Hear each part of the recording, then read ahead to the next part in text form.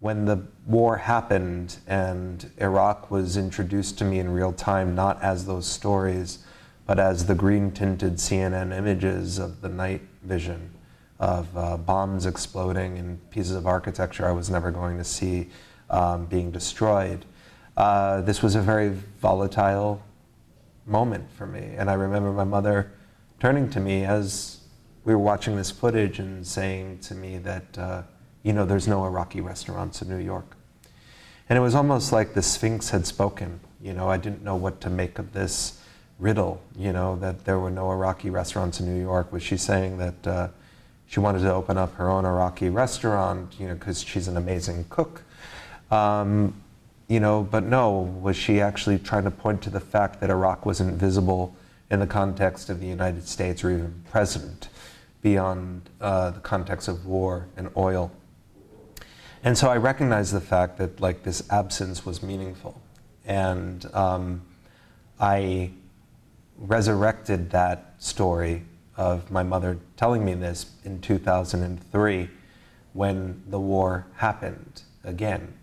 And I became more and more sort of nuanced in my approach by that point because I was older and I'd already gone to art school and graduate school, and recognized that in cultures or countries like France, you can't walk very far in Paris without coming across a North African market or North African restaurant. And so the cultural puncture that happens as a result of war or colonizing or occupying tends to seep the other way as well. And so I almost felt like as a kind of resistance to the war, America should have an Iraqi restaurant at every corner. And so I started to think about my mother's words.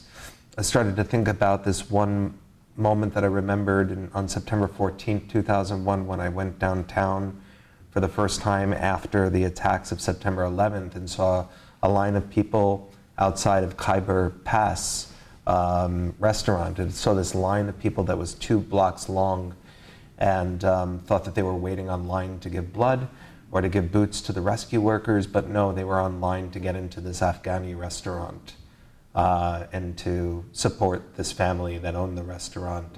It was the only gesture they could think to do, you know, and it was very beautiful. And so I thought that the frame of making this culture visible through food and through the conversation that happens when you get a public together as they're making something together, then that would allow for people to speak fearlessly about the war and about the way it was making them feel.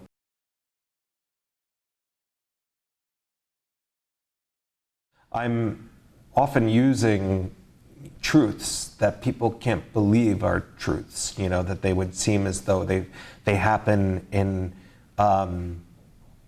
the realm of artwork that gets created under like the title of parafictions.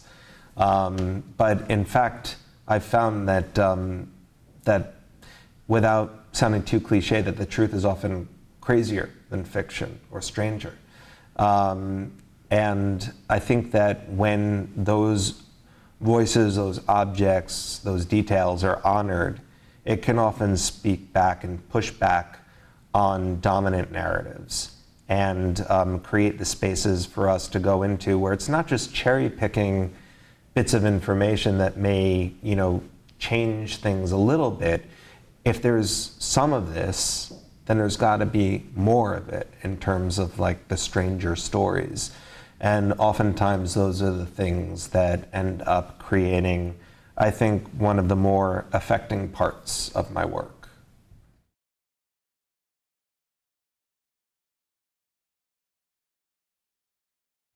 I became very interested in public art when I was in art school.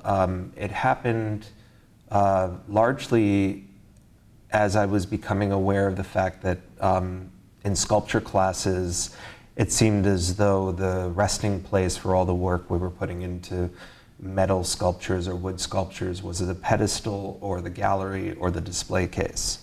I started to think of that as being something that was predictable and uninteresting, and I started to wonder what it would be like to camouflage it and integrate it directly into real life, directly into pedestrian traffic. And in that sense, art would invade the environment, and people wouldn't be coming to the work necessarily thinking that it was art.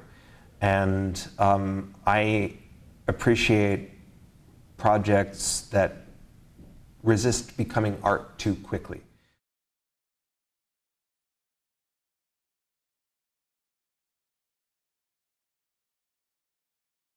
I don't know that I use the bridging of popular culture and politics as a strategy. It tends to find me.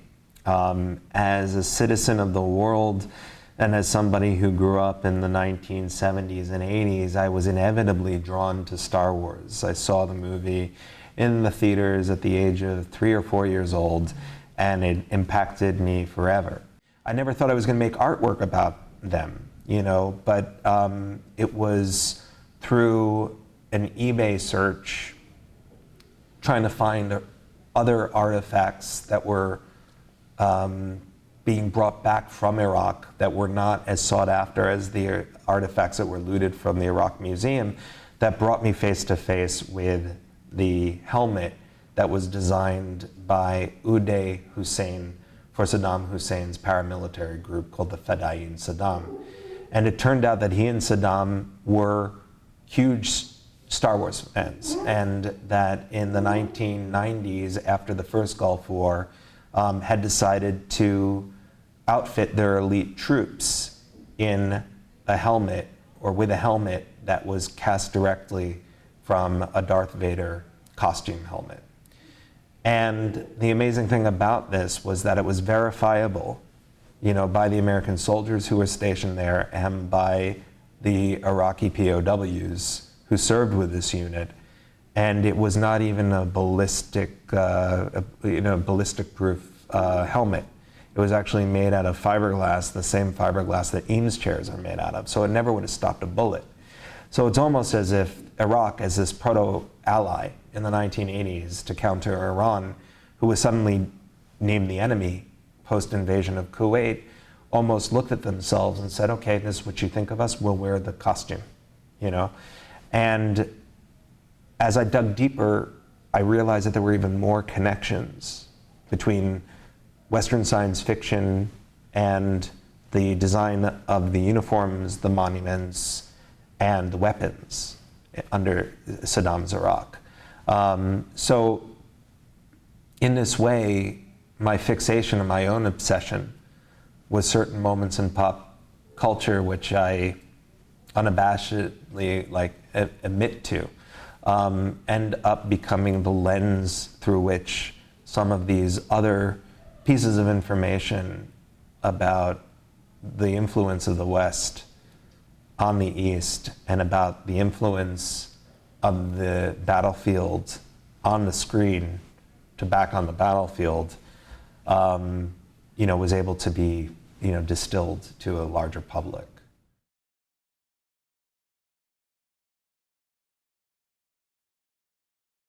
I think about my work situated in museums the same way that I think about public space. I see museums as an extension of yet another public space.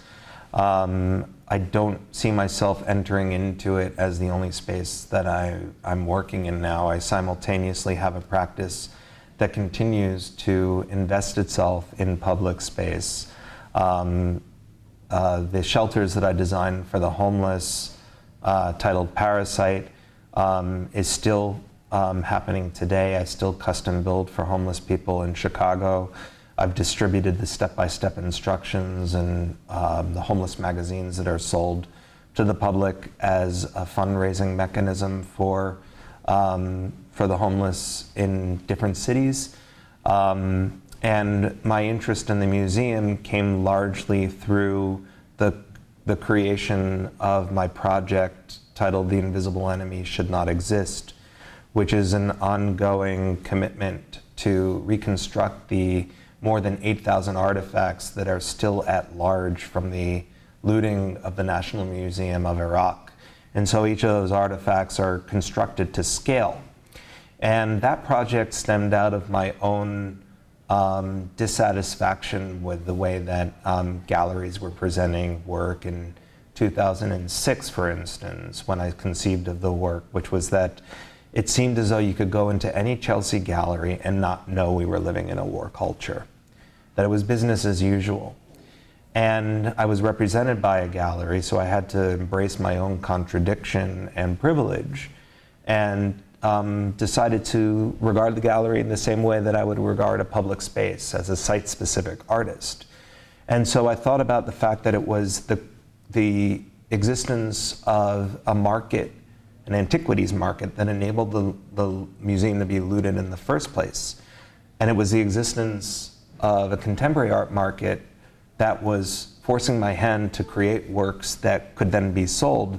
My idea was to kind of create an object that would implicate the collector in its purchase and would look back at an American public, not as a kind of admonition, but as a presence, as a haunting. So these doubles of those artifacts appear, and they appear as an apparition that makes eye contact with the viewer directly. And it was about using the infrastructure and the system of collecting as a way to address these questions about human cultural patrimony, its destruction, and its eventual ownership when it comes to like the Imperial Museum or the Encyclopedic Museum, places like the Metropolitan Museum of Art, the British Museum, the Art Institute of Chicago.